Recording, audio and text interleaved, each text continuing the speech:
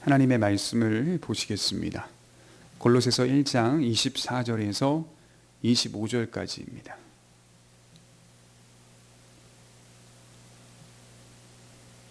골로새서 1장 24절입니다. 나는 이제 너희를 위하여 받는 괴로움을 기뻐하고 그리스도의 남은 고난을 그의 몸된 교회를 위하여 내 육체에 채우노라. 내가 교회의 일꾼 된 것은 하나님이 너희를 위하여 내게 주신 직분을 따라 하나님의 말씀을 이루려 함이니라. 9번째 시간, 그리스도의 남은 고난이라는 제목으로 살펴보겠습니다. 우리가 골로새서를 읽으면서 놓치지 말아야 할 것은 지금 바울의 형편과 사정입니다. 바울은 지금 편안한 상황에서 이 편지를 쓰고 있는 게 아니겠죠. 물론 대다수의 편지들이 편안한 상황은 아니었습니다만 더욱더 오늘 바울의 사정은 어려운 사정이라고 할 수 있겠습니다. 로마 감옥에 갇혀 있고 언제 죽을지 모르는 죽음의 위협 앞에 놓여 있는 현실과 상황. 특별히 바울은 어떤 사람입니까? 전도 여행을 다닌 사람입니다. 선교를 위하여 택함을 받은 자라고 하였듯이 바울은 주를 위하여 이곳저곳에 복음을 전파하고 교회를 세운 사람입니다. 인간적인 입장으로도 복음을 전하러 이곳저곳에 갈 수 없다는 현실과 사정이 참으로 답답하지 않았을까요? 제가 선교사님들을 많이 만나보지는 못했지만 만났던 선교사님들의 공통점은 이런저런 선교지를 다니는 것을 즐기고 좋아한다는 것입니다. 그래서 국내 가운데 조금만 발이 묶여 있는 것처럼 느끼면 굉장히 답답해하는 것을 보았습니다. 아마도 바울 자신도 그렇게 사역을 감당하다 옥에 갇혔으니 답답하지 않았을까요? 그런데 우리의 추측과는 조금 다릅니다. 본문 24절을 시작하면서 나는 이제 너희를 위하여 받는 괴로움을 기뻐하고 그리스도의 남은 고난을 그의 몸된 교회를 위하여 내 육체에 채우노라, 이렇게 말하고 있어요. 바울이 이해하고 있는 그리스도의 고난의 깊이와 복음의 탁월함을 들여다볼 수가 있는 대목입니다. 바울은 지금 이 고난이 교회를 위하여 받는 고난으로 인식하고 있다는 말입니다. 너희를 위하여 받는 괴로움, 모든 교회들을 위하여 받는 괴로움이라고 말할 수 있겠죠. 지난 시간 살펴보았듯이 18절에 그는 몸인 교회의 머리시라. 예수님은 교회의 머리시고 우리는 몸이다 라고 기록하고 있는 것이죠.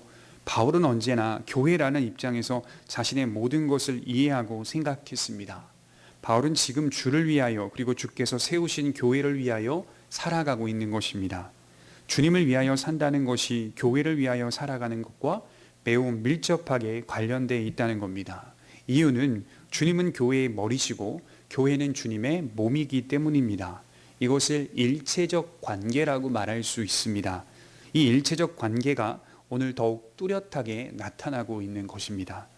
특별히 바울은 지금 당하는 이 괴로움을 기뻐한다라고 표현하고 있습니다. 두 가지의 의미라고 생각해요. 하나는 고난으로 인하여 복음이 매이기보다 도리어 전파되기 때문입니다. 흔히 우리가 생각할 때 바울이 옥에 갇힌 것이 복음 전파에 해가 된다고 생각할 수 있겠으나 사실은 그렇지 않고 도리어 복음이 전파되는 결과를 낳았다는 말입니다. 성도들의 신앙을 더욱 견고하게 세워갔다는 말이고 바울이 아닌 다른 동역자들이 더욱 왕성하게 복음을 전파했다는 말입니다. 그래서 실제로 바울이 디모데후서 2장 9절에 마지막 종착지, 사역의 마지막 말년에 이런 고백을 하고 있는 대목이 나와요. 내가 수많은 매임이 있었지만 그런데 한 가지 특이하고 신비한 것은 나의 매임과 복음의 매임과는 다르다라는 것을 경험한 것이죠. 내가 매여 있을 때에도 복음은 전파되더라, 아니 더욱 확실하게 전파되더라 라고 하는 것을 경험했기 때문입니다. 그래서 바울은 복음은 매이지 않는다라고 말을 하였습니다. 그렇습니다. 복음은 매이지 않습니다. 복음의 탁월함은 매여 있는 상황 속에서도 전파된다는 것이겠죠. 코로나19로 인해 우리가 교회에 모이지 못하는 일들이 끊임없이 일어나고 있습니다. 이 일이 복음을 매이게 하지 못합니다. 도리어 전파되는 일이 생길 수 있다는 것이죠. 교회가 세상에서 조롱당하고 비판받기 일쑤이지만 오히려 이 일이 복음을 매이게 하지 않고 복음을 복음다워지게 하며 도리어 전파되게 할 것이라고 확신합니다. 또 한 가지 바울이 기뻐했던 궁극적인 이유는 내세에 그리스도와 함께 영광 얻을 것을 기뻐하였기 때문입니다. 오늘 내 현실이 괴롭더라도 내세에 있을 영광을 소망으로 삼았기 때문에 괴로움을 기뻐하노라 라고 고백하는 거예요. 성경은 자주 우리에게 이 세상의 고난은 장차 있을 영광과 좋게 비교할 수 없도다, 로마서 8장 18절에 그렇게 기록해 놓았습니다. 고난 속에 있는 신자를 칭찬하고 훗날 그에게 상이 있을 것을 강조하고 있습니다. 그래서 성경 곳곳에서는 내세에 있을 구원만이 아니라 동시에 상급이 강조되고 있는 겁니다. 물론 이 상급은 공로의 상은 아닙니다. 이것 또한 은혜에 속한 상급이라고 성경은 말하죠. 왜냐하면 착한 일을 우리 안에 시작하시고 이루시는 분은, 내 속에 소원을 두시고 행하시는 분은 성령 하나님이시기 때문이죠. 빌립보서 1장 6절에 그리스도의 날까지 이루신다, 하나님께서 내 속에 소원을 두게 하신다, 그렇게 기록하고 있다는 것이죠. 이것도 하나님께 속한 은혜의 상급입니다. 그러니 그 상급의 내용이 오늘날 현대사회에서 주어지는 상급의 모습과는 분명히 다르지만 확실한 것은 하나님으로부터 상이 있을 것이라는 말입니다. 히브리서 11장 6절에 믿음이 없이는 하나님을 기쁘시게 하지 못하나니 하나님께 나아가는 자는 반드시 그가 계신 것과 또한 그가 자기를 찾는 자들에게 상 주시는 이심을 믿어야 할지니라. 아주 대표적인 말씀이죠. 구원과 동시에 자기를 찾는 자들에게, 자기의 말씀에 순종하는 자들에게, 복음을 전파하고 복음을 지켜내는 자들에게 상 주시는 이심을 믿어야 할지니라. 저희는 그렇게 믿는 겁니다. 우리는 그렇게 믿습니다. 바울은 항상 내세를 갈망했습니다. 그러나 교회를 위하여 오늘 여기서 수고하겠다라고 표현하고 있습니다. 빌립보서 1장 23절에 내가 그 둘 사이에 끼었으니 차라리 세상을 떠나서 그리스도와 함께 있는 것이 훨씬 더 좋은 일이라. 그렇게 하고 싶으나 내가 육신으로 있는 것이 너희를 위하여 더 유익하리라. 내가 차라리 세상을 떠나서 그리스도와 함께 있는 것이 훨씬 좋은 일인데, 그러나 너희를 위하여 오늘 여기 있겠다고 말하는 것이죠. 이것이 바울의 진심입니다. 신자 또한 믿음의 충만함을 경험하게 되면 이 세상에 있는 것이 그리 좋은 것이 아님을 깨닫게 된다는 말이에요. 나아가 이 세상에 좋은 것들이 내게 주어져도 그것이 그리 좋게 느껴지지 않고 어떻게 하면 선한 사업을 위하여 사용할까를 고민하게 된다는 말입니다.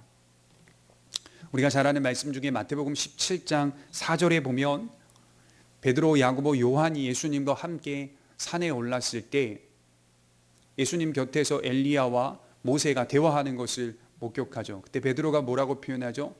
여기에 초막 셋을 짓겠사오니, 이렇게 고백을 하는 내용이 나옵니다. 내려가지 말자는 거예요. 여기가 좋사오니. 베드로는 그것을 목격했어요. 하나님의 영광과 은혜를, 그 아름다움을 목격하자 세상으로 내려가고 싶지 않은 거예요. 여기다가 초막 셋을 짓고 살자, 여기 있는 것이 좋겠사오니, 이렇게 고백하는 내용이 나오는 것이죠. 하나님의 무한하심과 존귀하심과 아름다움과 그의 영광을 목격한 자, 성령으로 충만한 자는 세상이 그리 좋게 느껴지지 않는 것이 당연한 것이 아닙니까?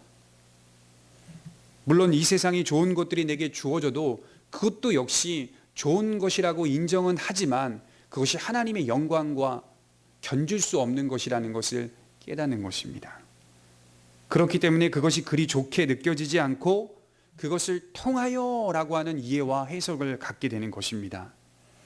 이러한 신앙의 성격이 우리 안에 있는지를 돌아보시기를 바랍니다.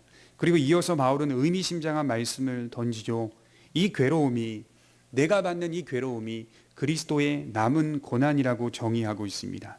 그리스도의 남은 고난을 내 육체에 채우노라. 참으로 의미심장한 말씀 아닙니까? 이것은 그리스도와 교회의 관계 속에서 이해해야 할 말씀입니다. 그리스도와 교회의 관계는 머리와 몸의 관계이니만큼 일체적 관계입니다. 몸이 받는 고통을 머리가 받지 아니할 수 없는 것이므로 교회의 순환과 고통은 원리적으로 그리스도의 순환이 되는 것입니다. 제가 다시 한번 말씀드릴게요.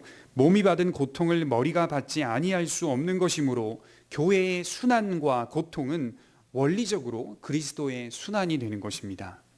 마태복음 25장 40절에 보면 임금이 대답하여 이르시되 내가 진실로 너희에게 이르노니 너희가 여기 내 형제 중에 지극히 작은 자 하나에게 한 것이 곧 내게 한 것이니라. 비슷하게 이해해 볼 필요가 있겠죠. 우리가 하는 선한 일들, 당연히 예수님의 은혜에 대한 감사입니다.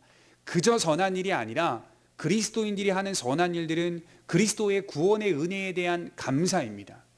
그리고 복음 전파의 사역의 하나의 수단이 되는 것입니다. 그것을 선행이라고 말할 수 있겠죠. 주님의 은혜에 대한 감사요, 복음을 전하는 일일 것입니다. 그 과정 속에 있는 작은 선행들이 곧 주님에게 한 것이라고 강조하는 것이죠. 이것도 사실 교회론의 입장으로 이해해 볼 필요가 있는 말씀이죠. 머리와 몸의 관계는 일체적인 관계이기 때문에 몸이 선한 행실을 향하면 자연히 머리가 영광을 받는 것이요, 머리에게 한 것이 된다는 말입니다. 그러나 여기서 우리가 주의해야 할 것이 있습니다. 그리스도의 남은 고난을 내 육체에 채운다는 말은 예수님이 이루신 대속적인 고난을 우리 육체에 채운다는 말이 아닙니다. 또는 예수님의 십자가의 그 고난이 남아있다라는 의미도 아닙니다. 대속적 고난을 우리가 조금이라도 협력한다는 말이 아닙니다. 그것은 주님이 온전히 완성시킨 고난입니다. 그것은 주님이 온전히 이루신 고난입니다. 그럼 그리스도의 남은 고난을 육체에 채운다는 말은 무슨 말인가? 교회가 주님 오실 완전한 구원에 대한 목표를 향하여 완성되어 가는 도중에 필연적으로 만나게 되고 통과해야만 하는, 봉착해야만 하는 그 고난이 남아있다는 뜻입니다. 완성되는 그 과정 속에 교회가 필연적으로 만나게 되고 봉착하게 되고 통과해야만 하는 그 고난이 남아있다는 뜻입니다. 사도행전 14장 22절에 제자들의 마음을 굳게 하여 이 믿음에 머물러 있으라 권하고, 또 우리가 하나님의 나라에 들어가려면 많은 환난을 겪어야 할 것이라 하고, 바울과 바나바가 루스드라에서 복음을 전하여 많은 제자들을 삼았습니다. 복음이 왕성하게 전파되었고 많은 사람들이 회심하였습니다. 그러나 바울은 강조합니다. 하나님의 나라에 들어가려면 많은 환난을 겪어야 할 것이다. 교회는 많은 환난을 필연적으로 통과해야만 합니다. 이건 필연적인 일이에요. 내가 잘못해서 당하는 고난이 아니라 교회를 위하여 당하는 고난을 의미합니다. 그리스도를 믿는 믿음 때문에 당하게 되는 고난을 의미합니다. 내 몸에 그것을 채워간다. 바울은 갈라디아서 6장 17절에 내 몸에 예수의 흔적이 있다라고 고백하죠. 예수님의 흔적이 내 몸에 있다고 표현합니다. 그 흔적이 뭡니까? 맞은 흔적. 저와 여러분들이 착각해서는 안 돼요. 우리는 이 세상에서 편안하게 살려고 예수님 믿는 게 아닙니다. 믿음 생활이라고 하는 거 하나님의 무한한 축복이 있습니다. 그러나 그 축복과 함께 쉽지 않은 고난의 인생이 있습니다. 천국이 완성될 때까지 일정한 분량으로 남아 있습니다. 제가 연예인 중에 엄정화 씨가 이제 예수님을 믿게 된 그 간증 이야기를 들은 적이 있습니다. 얼마 전인데요. 다 보지는 않았지만 결국 이 자매님이 예수 그리스도를 믿게 된 그 이유가, 근본적인 이유가 자기의 심연 안에 있는 공허함 때문이라고 하는 겁니다. 많은 물질도 얻었고 또 명예도 얻고 영광도 얻었지만, 인기도 누렸지만 자기 안에 깊은 심연에 있는 공허함, 어떻게 할 수 없는 이 불만족, 이걸 어떻게 해야 하나 늘 고민하고 갈등하다가 하나님으로 채웠다는 것이죠. 하나님을 자신의 만족으로 채우자 만족된다라고 하는 것을 깨달았다는 것입니다. 그 간증에 대한 방송을 보면서 저는 이런 생각을 했습니다. 아무리 그 공허함 때문에 하나님을 만났다 하더라도 그것은 좋은 과정이고 좋은 단계라고 생각합니다. 그러나 그 자매님에게는 아직 남아있는 것이 있습니다. 그리스도의 남은 고난을 자기의 육체에 채우는 일이 남아있습니다. 자기 육체에 채워가야 하는 그 일이 여전히 남아있습니다. 그 삶으로 살아가야 합니다. 마음만 만족하는 것이 아니라 예수 그리스도의 남은 고난을 채워가는 것. 저와 여러분들은 이것을 충당해야 합니다. 일정한 고난의 몫이 우리에게 남아 있습니다. 왜 그렇습니까? 하나님께서 교회에게 제정하셨기 때문입니다. 복음이라는 유전자가 그렇습니다. 교회가 그렇게 세상 앞에 서게 됩니다. 교회의 역사를 공부해 보니까 초대교회 시대 때에는 그 신학의 지류라고 하잖아요. 흐름을 보게 되면 초대교회 시대 때 AD 1세기경부터 AD 6세기경 초대교회 공의 같은 경우에는 신학적인 흐름이 삼위일체에 관한 흐름으로 강조되고 있더라고요. 그러니까 하나님은, 예수님은, 성령님은 누구신가라고 하는 것이 교회 공의회를 통하여 결정되고 그것이 체계화되어서 교리로 이제 확증되는 일들이 계속 있었습니다. 그러면 종교개혁 시대 때는 어땠는가라고 살펴보면 종교개혁 시대 때는 구원이라고 하는 신학적 주제를 가지고 구원론이 정확하게 확립되었습니다. 하나님의 예정과 하나님의 선택과 하나님의 주권과 하나님의 은혜가 없이는 십자가의 의가 우리 안에 들어올 수 없다. 즉 믿음으로만 구원을 얻는다라고 하는 구원론의 주제가 아주 분명하게 확립되었습니다. 21세기를 살아가고는 지금 신학적인 주제는 또 나타나고 있는 또 성경적인 이해는 바로 교회론입니다. 교회론. 주께서 세우신 교회가 어떤 모양과 어떤 방식과 어떤 본질을 담아내야 하는지를 신학적으로 계속적으로 강조하고 있는 시대를 살아가고 있는 것입니다. 그렇습니다.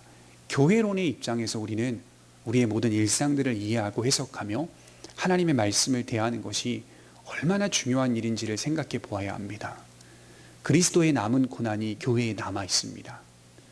그것을 내 육체에 채워가는 일들을 충당해야 합니다. 그것은 우리의 일정한 분량이요 몫입니다. 그래서 믿음 생활은 편안한 생활이 결코 아님을 인정하고 하나님을 바라보고 하나님을 섬겨야 하는 것입니다. 저와 여러분들의 육체적인 삶에 그리스도의 남은 고난이 있기를 바랍니다. 이것은 저주하는 말이 아닙니다. 축복입니다.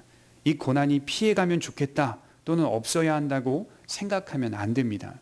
이것은 하나님이 제정하신 구조이기 때문에 반드시 우리에게 필연적으로 통과해야만 하고 만나게 되는 고난이라 할 수 있겠습니다. 그리스도의 남은 고난이 여러분들에게 채워질 때 또 다른 은혜와 소망이 가득 채워지게 될 것입니다.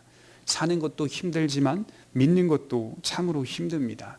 그러나 사는 것이 믿는 것 아래 종속되어 참된 의미를 발견하고 하나님과 동행하는 것이 가장 큰 은혜임을 깨달아 가시는 귀한 성도들이 되시기를 주의 이름으로 축원합니다.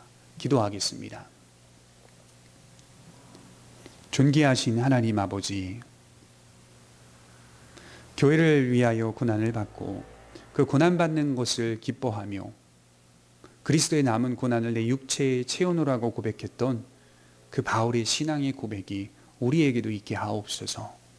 때마다 시마다 우리는 고난받고 어려움 받는 것이 지나갔으면 좋겠고 또 나에게 나타나지 않았으면 좋겠다라고 고백할 수 있겠으나 하나님은 교회를 세우시고 완전한 구원과 그 구원의 완성을 향하여 나아가는 과정 속에 필연적으로 만나게 하신다고 하셨사오니 우리가 그리스도를 위하여 고난받는 것을 인정하고 내 육체에 채우는 그런 삶을 살아갈 수 있도록 하여 주옵소서.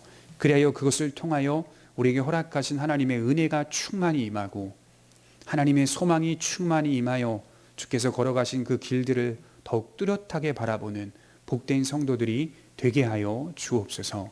감사드리며 예수님의 이름으로 기도하옵나이다. 아멘.